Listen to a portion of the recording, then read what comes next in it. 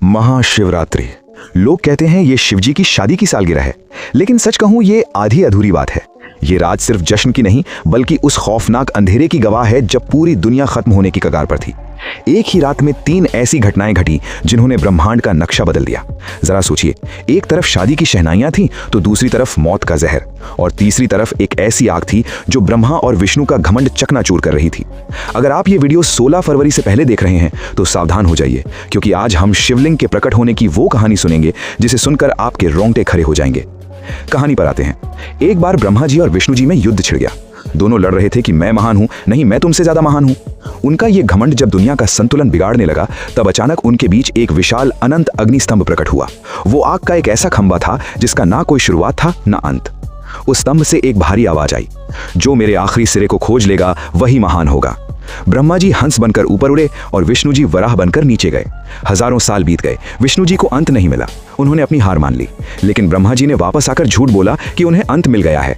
उसी पल उस आग से काल भैरव प्रकट हुए और सजा के तौर पर उन्होंने ब्रह्मा जी का वो सिर काट दिया जिससे उन्होंने झूठ बोला था।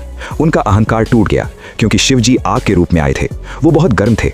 तब देवताओं ने उन्हें शांत करने के लिए उन पर जल और दूध चढ़ाया। यही वो पहला दिन था जब शिवलिंग पर रुद्राभिषेक की शुरुआत हुई। लेकिन कहानी यहीं खत्म नहीं होती। एक बार जब देवता श्रीहीन यानी कमजोर हो गए थे तो अपनी शक्ति वापस पाने के लिए समुद्र मंथन हुआ। सबको उम्मीद थी अमृत की, लेकिन निकला क्या? अलहल विष। पूरी दुनिया जलने लगी। तब फिर वही भोलेनाथ आगे आए। संसार को बचाने के लिए उन्होंने उस उबलते हुए जहर को पी लिया और अपने कंठ में रोक लिया। जहर की गर्मी से शिवजी का शरीर तपने लगा। उस जलन को शांत करने के लिए सभी देवताओं ने उन पर पूरी रात गंगा जल, दूध और बेलपत्र चढ़ाया। उन्हें नींद ना आ जाए इसलिए पूरी रात देवताओं ने गीत गाए और जागरण किया।